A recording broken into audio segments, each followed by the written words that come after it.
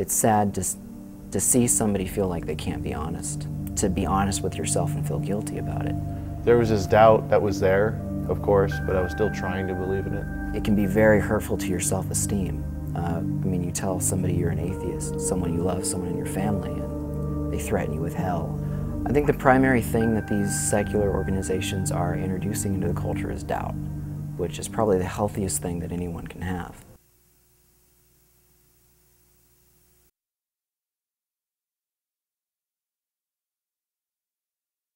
Well, I started this group because I have certain political values that I hold, in which I saw that in society, atheists weren't really being given certain rights. I saw no representation of people like myself on campus. The second reason was to dispel myths about atheism, this idea that we're immoral, bad people. Are we evil? Satanist, crazy, child-eating. TV punks. Psychos, and we're really not. We're really into educating people. Most of our groups advance the idea that reason over faith needs to be used in the decision-making, both geopolitically and locally. We try to do educational displays on evolution, physics, quantum mechanics, in sort of an effort to dispel things like creationism, a lot of pseudosciences like astrology. I'm sorry. I would love to give. Were you filming that?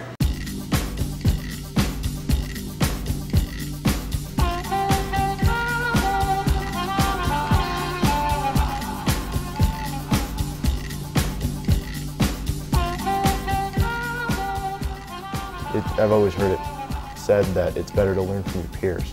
Don't use any of that about the Hindus.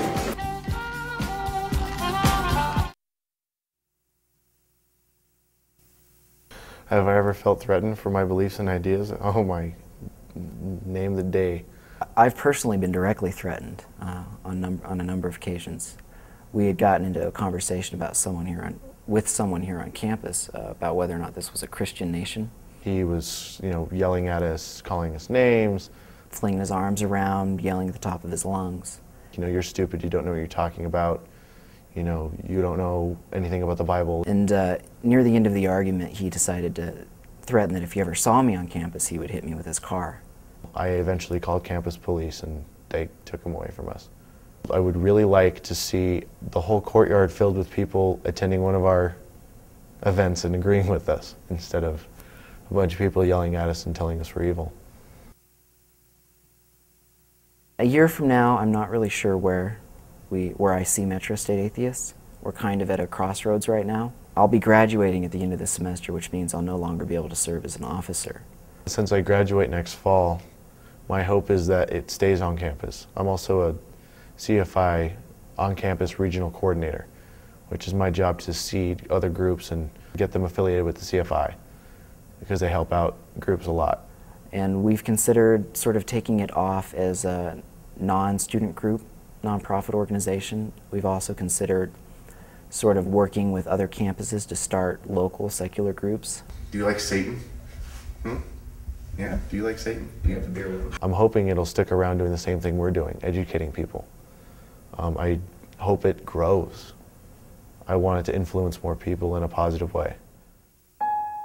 What I would say to those kids that are doubting and maybe are afraid to come out if they already are doubting or they feel they are an atheist, to understand that fear is not any reason to not do something. It's hard to maintain, especially a literal belief in dogma, after you've learned to apply the scientific method as the standard for truth. Doubting really says, I am a pure seeker of truth. It's not a bad thing.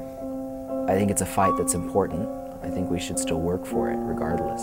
I mean, half of life is the journey, I think, regardless of the consequences. We wouldn't be doing this if we didn't care about our country and the world.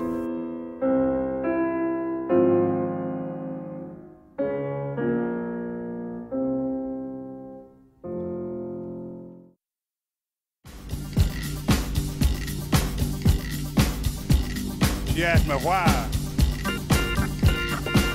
I just went on and told her. She asked me why. I just went on and told her